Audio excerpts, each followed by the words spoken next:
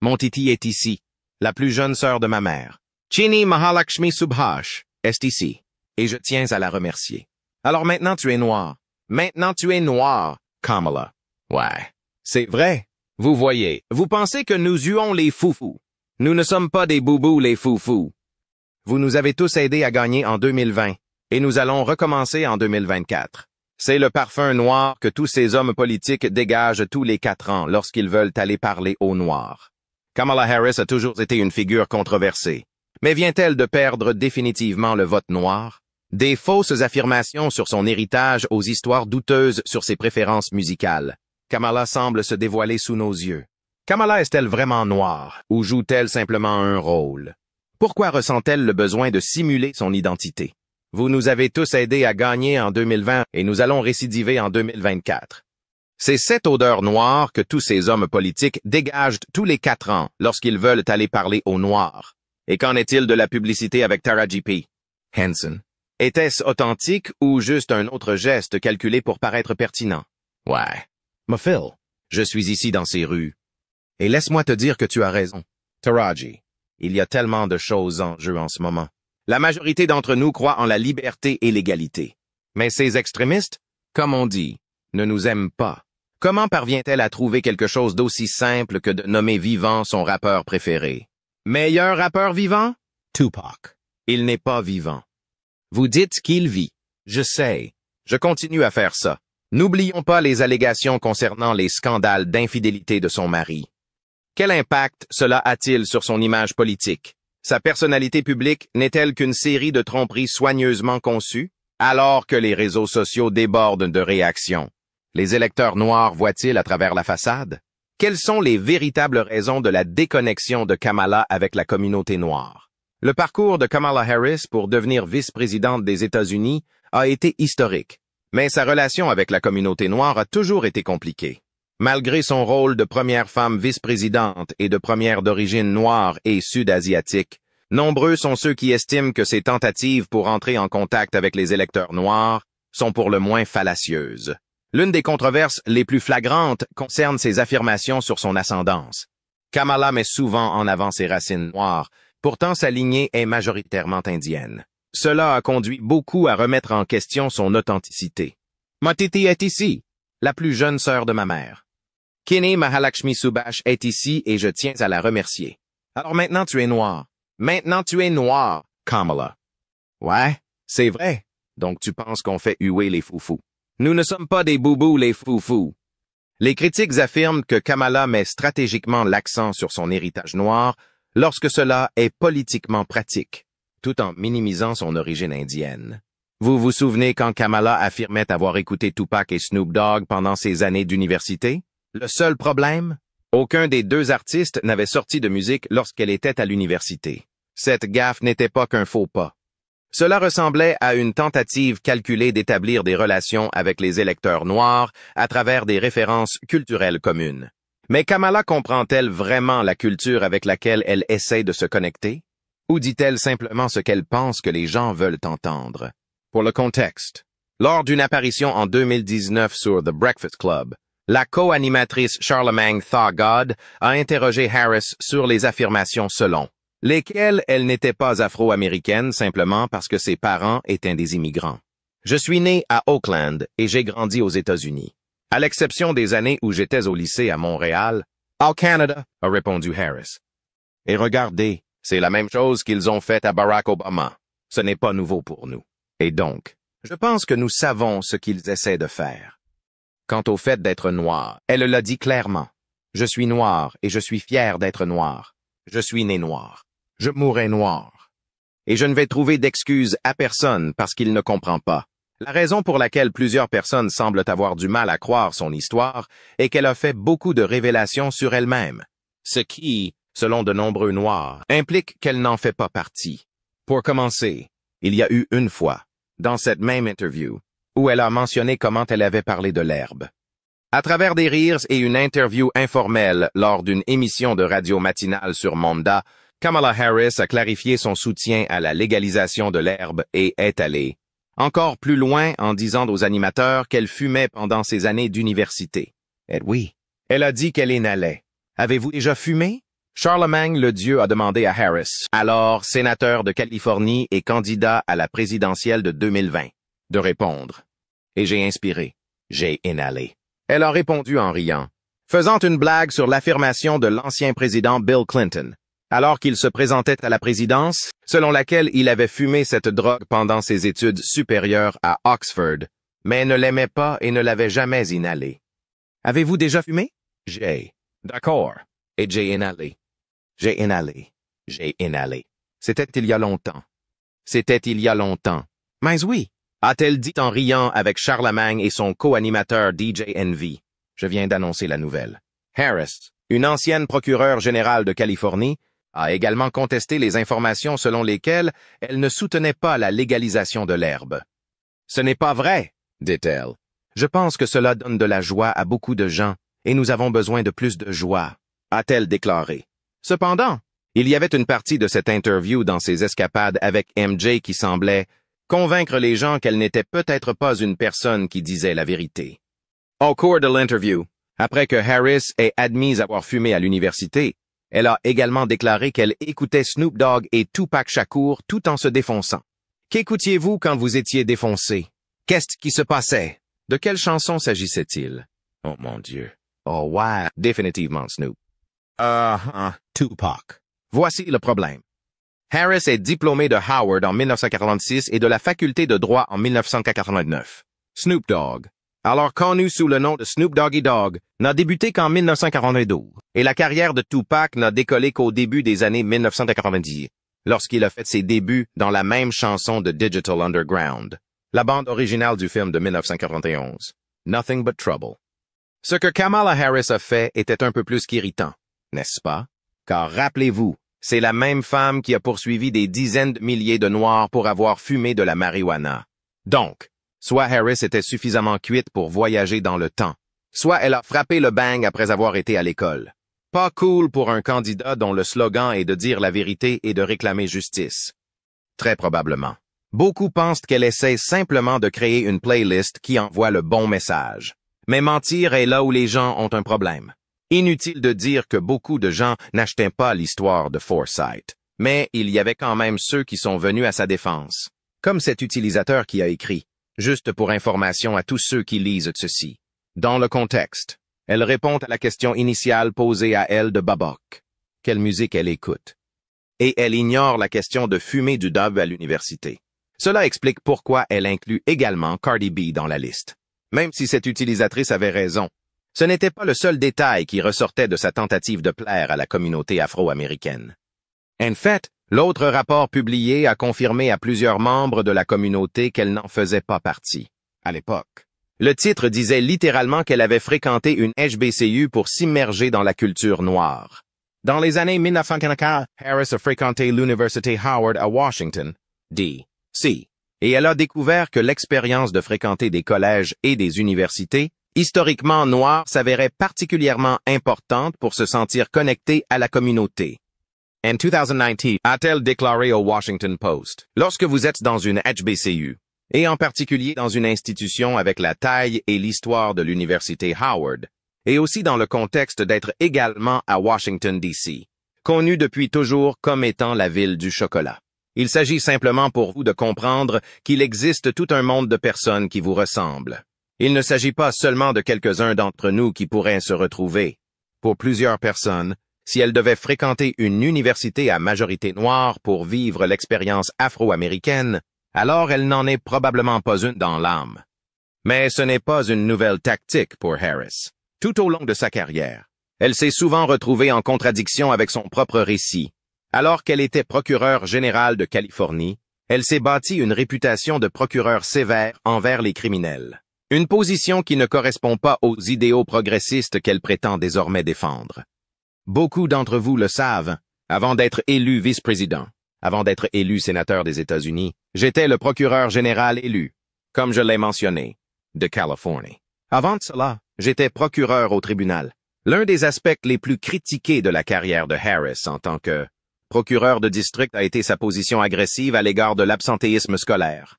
Même si l'intention derrière cette politique était de garantir que les enfants restent à l'école, elle a abouti à des mesures punitives contre les familles, dont beaucoup étaient aux prises avec des problèmes systémiques tels que la pauvreté, le racisme et le manque d'accès aux ressources. Les critiques soutiennent qu'au lieu de s'attaquer aux causes profondes de l'absentéisme scolaire, Harris a également été critiqué pour son soutien à la loi californienne des 3 fautes, qui imposait des peines à perpétuité pour les personnes reconnues coupables de 3 infractions graves. Les critiques soutiennent que cette loi a affecté de manière disproportionnée les communautés noires et latino-américaines, conduisant à des incarcérations massives et à la rupture des familles. La perception selon laquelle Harris soutenait une politique aussi dure persiste, alimentant le scepticisme quant à son engagement en faveur d'une réforme de la justice pénale. En tant que procureur général de Californie, Harris a continué à mettre en œuvre des politiques qui ont suscité les critiques des défenseurs des droits civiques. Son mandat de 2011 à 2017 comprenait des décisions et des politiques qui, bien que destinées à faire respecter la loi, entraînaient souvent des conséquences néfastes pour les communautés noires. Malgré le tollé croissant du public contre la brutalité policière et la nécessité d'une réforme, Harris était perçue comme n'en faisant pas assez pour résoudre ces problèmes. Elle a été critiquée pour ne pas avoir soutenu les initiatives à l'échelle de l'État, visant à rendre obligatoire les caméras corporelles des policiers ou à nommer des procureurs spéciaux pour enquêter sur les fusillades policières. Une autre position controversée était la lutte de son bureau pour préserver le droit de l'État à recourir au travail pénitentiaire, arguant que cela était nécessaire au maintien de la main-d'œuvre de l'État. Cette position a suscité d'importantes réactions négatives, car elle a été considérée comme perpétuant un système qui exploitait les individus incarcérés, dont beaucoup étaient noirs. Car la méfiance de ceux qui avaient déjà souffert du système de justice pénale. La communauté noire était victime d'injustices systémiques de la part de la police et du système judiciaire depuis des générations. Le parcours de Harris en tant que procureur est considéré par beaucoup comme faisant partie de ce système, ce qui soulève des doutes quant à sa capacité à défendre les changements nécessaires pour résoudre ces problèmes profondément enracinés. Il existe un déficit de confiance important entre la communauté noire et Kamala Harris. Chaque fois que quelqu'un a essayé de dire la vérité sur Kamala, à savoir qu'elle a dormi jusqu'au son. Chaque fois que elle était avec un homme de 6 ans qui l'a fait débuter dans la carrière politique et il lui disait et à la criminalisation des Noirs. Comment oses-tu dire ça? Plutôt que de s'attaquer aux causes profondes de la criminalité, telle que la pauvreté, la carrière de Kamala Harris est depuis longtemps liée à sa relation avec Willie Brown, a été critiquée une figure démocrate éminente de la politique californienne. Les communautés Lorsque Harris était procureur local à Oakland, elle sortait avec Brown, qui avait 30 ans de plus qu'elle. Brown, ancienne maire de San Francisco, a joué un rôle déterminant dans le lancement de sa carrière politique. Willie Brown, aujourd'hui âgé de 90 ans, a un jour averti Harris dans un éditorial publié en 2020 dans le San Francisco Chronicle de refuser l'offre de Joe Biden d'être son colistier à la vice-présidence. Il a écrit que le rôle de vice-président mène souvent à une impasse, citant des exemples comme celui d'Al Gore, qui n'est jamais devenu président alors qu'il était vice-président. Tout au long de sa carrière, Harris a dû réfléchir à l'idée selon laquelle sa relation avec Brown était un facteur crucial dans son ascension politique. La relation a pris fin il y a des décennies, mais elle continue d'être un sujet de discussion. Harris a un jour décrit Brown comme un albatros accroché à mon cou. Bien que leur relation ait souvent été qualifiée de liaison, il convient de noter que Brown a bien que leur relation Le 26 décembre 1995, le journaliste du San Francisco Chronicle, le 26 décembre à l'époque, Brown avait 60 ans et Harris 29. Brown était connu pour son style à l'époque, mentionné dans Bill Clinton l'a un jour qualifié de véritable Will. La personnalité flamboyante de Brown, Bill Clinton Brown a offert à Harris une BMW et l'a également aidé à obtenir 2 postes de soutien. En 1994, le Los Angeles Times a rapporté que Brown, alors président de l'Assemblée, avait nommé Harris à la California Municipal System président de un emploi rémunéré 72 000 par an. Elle a été décrite par beaucoup au Capitole comme la petite amie de Brown. Il l'a également nommée à la commission d'appel de l'assurance chômage de l'État, qui lui verse 97,70 $ par an. Malgré leur rupture, Brown a continué à soutenir la carrière politique de Harris. En 2004, elle a été élue première procureure noire de San Francisco, un poste qui a marqué une étape importante dans sa carrière. De plus, son mariage avec Douglas Emhoff, un homme blanc, a donné lieu à des discussions sur son engagement envers les communautés noires. En fait, Une personne a commenté ce dicton. Kamala Harris n'est pas noire et rien en elle n'est de culture noire. Les Noirs ont encore été trompés. Femme noire. N'est-elle pas mariée à un homme blanc et à des enfants indiens blancs? Mais beaucoup de femmes noires souhaiteraient secrètement être à sa place. Racialement ambigu, mariées à un homme blanc et hachant le vote noir. Cependant, la vie politique de Kamala n'est pas seulement entachée par ses propres controverses. Son Mary, Doug Emhoff, a fait face à des allégations d'infidélité, qui ont fait le tour des tabloïds et des réseaux sociaux. Le deuxième monsieur, Doug Emhoff, a trompé sa première femme, Kirsten, avec la nounou blonde, qui enseignait également dans la coûteuse école privée de leurs enfants. La femme, Najin Naylor, n'a pas nié l'histoire lorsqu'elle a été approchée par le Daily Mail à son domicile dans le terrain de jeu des millionnaires de New York. Les Hamptons. Un ami proche ayant une connaissance directe de l'affaire et de la grossesse a déclaré à Daily Mail, comme que Naylor n'avait pas gardé l'enfant. Cependant, ces réseaux sociaux montrent une vidéo d'une mystérieuse petite fille nommée Brooke en 2009, l'année où le bébé serait né. Une autre amie, Stacey Brooks, qui a eu des jumeaux à peu près au même moment où Naylor l'attendait, n'a pas non plus nié ses affirmations, mais a déclaré qu'elle ne divulguerait pas d'autres informations sans la permission de Naylor. Emhoff et son ex-femme, Kirsten, productrice de films, ont mis fin à leur mariage de 16 ans en 2009 lorsqu'elle a découvert l'affaire, ont indiqué les sources. Leur fille, Ella, avait 10 ans et leur fils, Cole, 15 ans à l'époque. Des sources affirment qu'après l'affaire, Naylor a dû quitter son emploi d'enseignante à Willows, une école primaire privée d'élite à Culver City, en Californie, où elle enseignait aux enfants Emhoff et travaillait au noir comme nounou pour le couple. Une mère qui a envoyé ses enfants à l'école avant 2009 a déclaré qu'elle était au courant de l'affaire et, même si elle était dégoûtée par Emhoff, elle n'avait que des mots positifs pour Naylor. C'était une personne adorable, une excellente enseignante pour mon enfant, a révélé la mère. Un autre ami ayant une connaissance intime du scandale a confirmé la liaison avec Emhoff, mais a déclaré au Daily Mail que Naylor n'avait pas gardé le bébé. Cette prétendue infidélité ajoute une couche supplémentaire à la désillusion croissante des électeurs noirs. Quoi qu'il en soit, nombreux sont ceux qui estiment que la vie personnelle de Kamala reflète sa vie politique, pleine de contradictions et de contre-vérités. Mais dans quelle mesure cela est-il vrai et dans quelle mesure cela relève-t-il de simples spéculations? L'une des critiques les plus notables adressées à Kamala est son utilisation d'un accent noir du Sud lorsqu'elle s'adresse à un public majoritairement noir. Les critiques soutiennent qu'il s'agit d'une tentative flagrante de paraître pertinent plutôt que authentique. Vous nous avez tous aidés à gagner en 2020 et nous allons recommencer en 2024. C'est le parfum noir que tous ces politiciens dégagent tous les 4 ans lorsqu'ils veulent aller parler aux Noirs. Il ne s'agit pas seulement de la façon dont elle parle, mais de ce qu'elle représente. La personnalité changeante de Kamala soulève des questions sur sa sincérité.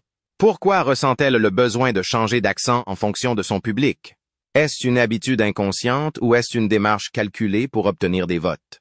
Comme si cela ne suffisait pas, sa récente publicité avec Taraji P.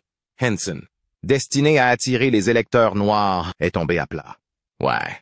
Mais Phil, je suis ici dans ces rues, et laisse-moi te dire, tu as raison. Taraji. Il y a tellement de choses en jeu en ce moment. La majorité d'entre nous croient en la liberté et l'égalité. Mais ces extrémistes, comme on dit, ne nous aiment pas. Au lieu de raisonner avec authenticité, il a été largement critiqué pour être digne d'intérêt et sourd. La publicité a été considérée comme un autre exemple de Kamala essayant trop de s'intégrer dans une culture avec laquelle elle n'est pas vraiment connectée. Comme l'a dit une ancienne utilisatrice, Kamala parle de ces rues comme si elle en faisait partie, mais ses actions racontent une histoire différente. Le décalage entre ses paroles et sa réalité devient de plus en plus difficile à ignorer. Mais l'incident le plus bizarre de la carrière de Kamala a peut-être été la conversation sur scène avec des enfants acteurs. Présentée comme une interaction organique, la vidéo s'est rapidement transformée en une performance scénarisée. J'adore l'idée d'explorer l'inconnu. Et puis il y a d'autres choses que nous n'avons pas encore compris ou découvertes. Pensez à tout ce qui existe et que nous devons encore apprendre. Cet incident a jeté de l'huile sur le feu, jetant le doute sur sa capacité à véritablement se connecter avec les gens. Si elle a besoin d'acteurs pour simuler l'authenticité, Qu'est-ce que cela dit sur ses interactions réelles? La prise de parole en public de Kamala a également fait l'objet d'un examen minutieux, connu pour ses salades de mots, ses réponses longues et confuses qui ne mènent nulle part. Elle a souvent du mal à parler à l'improviste. Un président qui comprend le pouvoir de la diplomatie et la force qui réside dans la compréhension de l'importance de la diplomatie et dans le renforcement de l'alliance. Ses maladresses verbales suggèrent que sans scénario, Kamala est perdue, incapable d'exprimer ses pensées de manière claire et concise. Les critiques affirment que son recours à des moments scénarisés révèle un manque de profondeur dans ses positions politiques et sa compréhension des problèmes affectant la communauté noire. Si elle ne peut pas communiquer efficacement, comment peut-elle diriger efficacement? Toutes ces controverses ont eu un impact significatif sur la position de Kamala auprès des électeurs noirs. Malgré son rôle historique, nombreux sont ceux qui estiment qu'elle n'a pas véritablement représenté leurs intérêts. Avant que vous, démocrates, commenciez à essayer de jouer la carte de la race. Je veux que vous compreniez que Kamala n'est pas noire, que ses enfants ne sont pas noirs, que son mari n'est pas noir, qu'elle ne vient pas de la culture noire. Alors ne le faites pas. Dis-moi que je dois soutenir Kamala Harris parce qu'elle est noire. Les réseaux sociaux regorgent de critiques, de nombreux électeurs noirs exprimant leur déception et leur frustration. Ils voient Kamala comme quelqu'un qui tente d'exploiter leur culture à des fins politiques, plutôt que comme un allié véritablement soucieux de leur lutte. Kamala a joué un rôle, tout comme Joe Biden, dans la persécution et l'incarcération massive des Afro-Américains. La seule raison pour laquelle Kamala est vice-présidente est en premier lieu parce qu'elle est noire. Ce n'est pas parce qu'elle est qualifiée. Ce n'est pas parce qu'elle est compétente. C'est parce qu'elle est noire. Quelqu'un est prêt à asseoir quelqu'un à un siège en raison de sa couleur, même s'il n'est pas qualifié pour vous rendre service. Malgré ses efforts pour établir un lien, les actions de Kamala contredisent souvent ses paroles, qu'il s'agisse de son parcours en tant que procureur ou de ses récits changeants. Les électeurs sont de plus en plus sceptiques quant à son authenticité. Il ne s'agit pas de savoir si elle est noire, indienne ou de toute autre race. C'est une question de confiance. Et pour l'instant, Kamala ne l'a pas mérité. Kamala Harris se trouve à la croisée des chemins. Son rôle de vice-présidente est historique, mais sa relation avec la communauté noire est pleine de tensions. Les controverses qui l'entourent ne sont pas seulement des distractions. Elles sont symptomatiques d'un problème plus vaste de manque perçu d'authenticité et de confiance. Pour que Kamala regagne la confiance des électeurs noirs, elle doit aller au-delà des gestes performatifs et adopter un véritable engagement.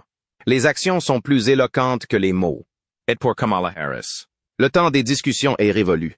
Ce n'est qu'en s'attaquant de front à ces problèmes qu'elle pourra espérer réparer les dégâts et représenter véritablement la communauté qu'elle prétend défendre. La question demeure, Kamala Harris sera-t-elle à la hauteur ou continuera-t-elle à trébucher dans un océan de controverses et de méfiance? Seul le temps nous le dira. Quoi qu'il en soit, c'est tout pour cette vidéo. Les amis, au revoir.